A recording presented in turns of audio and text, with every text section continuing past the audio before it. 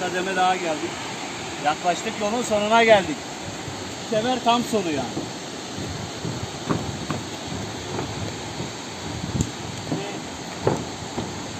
Ve işte Doğan. İşte doğa. Kardeşim Mustafa.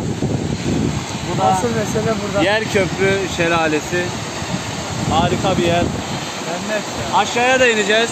Aşağısı da var. Balık da tutuluyor. Evet, her şeyin tadını çıkarın. Gördüğünüz gibi doğal gökkuşağı oluşmuş şekilde. Vallahi ya daha önce 1 metre yılan gördüm. Nasıl kaçtım anlamıyorum.